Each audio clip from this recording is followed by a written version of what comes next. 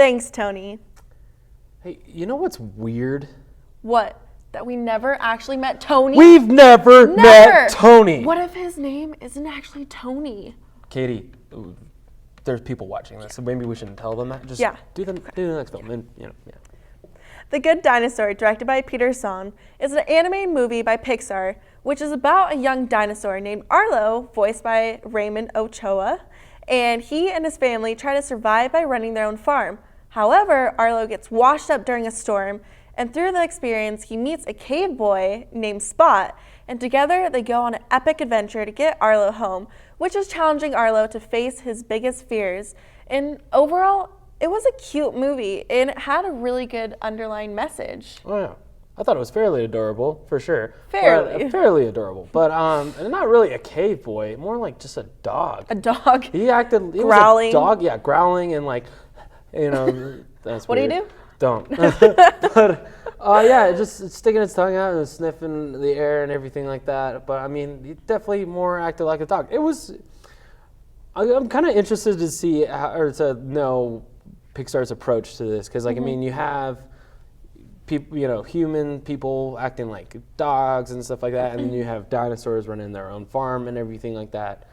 I just it would kind of be interesting to see what their inspiration was behind it. And I wonder if they're just trying to flip the whole, what about in their shoes type of thing, even though they're dinosaurs, but just to try to show you like a dinosaur and a human being could get along, metaphorically.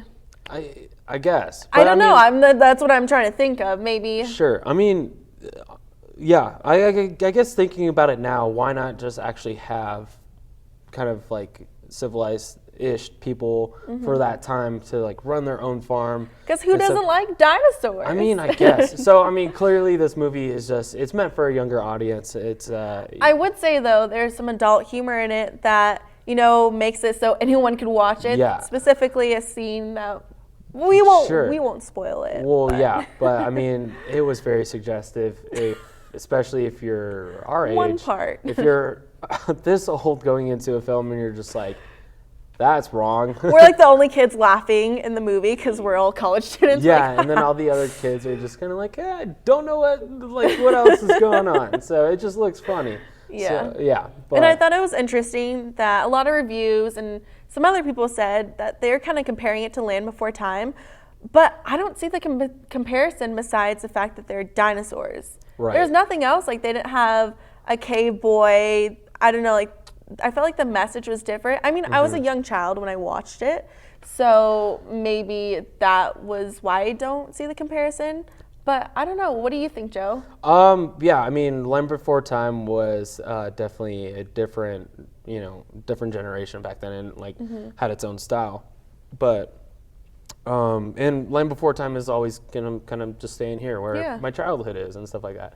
But what I can remember is that just the graphics were different, and Land Before Time was way more sad than this film. Like this is geared way like for kids. And it's kind of shows like an adventure, like you said.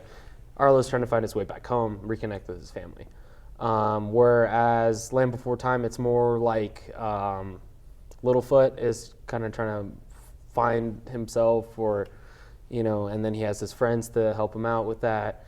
And, he has to just live on kind of be on his own besides his mother, But, I mean, the similarities is that there's dinosaurs in the movie, but it's not quite like Land Before Time. Yeah, and I really thought this film held an important message that, everybody has fears, and that's okay, but it's how you challenge yourself and how, that doesn't mean you're incapable of accomplishing something. Sure. And I thought that was so important because, you kind of think, oh, I have to have no fears. And that's what you originally think the message is. And then later on, you kind of think like, oh, you know what? Like, that's not it. And and I don't know, that was really important. And that can apply to more than just kids. It can apply to us. Sure, yeah. As college students. But, I mean, I will say this. I will not be surprised if this movie won some sort of recognition for the animation it had. animation in any aspect, like for cartoons, has gone a long way. Last time it was with the Peanuts movie that we talked about, and now it's this movie where the detail was incredible. With awesome. Yeah, it's just pretty amazing to see how far the movie industry has gotten with, animation and film like this. So. Yeah, and I probably wouldn't have picked this movie out specifically to go watch it at the theater, but I honestly enjoyed it, and I would give it a 4 out of 5 kook paws because there's nothing bad I have to say about it. Sure. The graphics were amazing. The story, it was a good film. Yeah. I enjoyed it. Okay. Yeah, I mean, probably wouldn't go out of my way to see in the theaters, like you said. And if it was on Netflix or something and there was nothing else to watch, I would probably go check out this film. But I will say it's a 4 out of 5 for me as well. I certainly I was really amazed and drawn in by the graphics, and I was really surprised.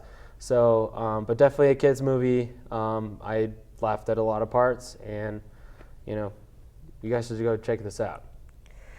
All right, well, here's the moment we've all been waiting for. God, I've been dreading for this moment, but I've always wanted to do this, Katie, and I think you know what I'm talking about.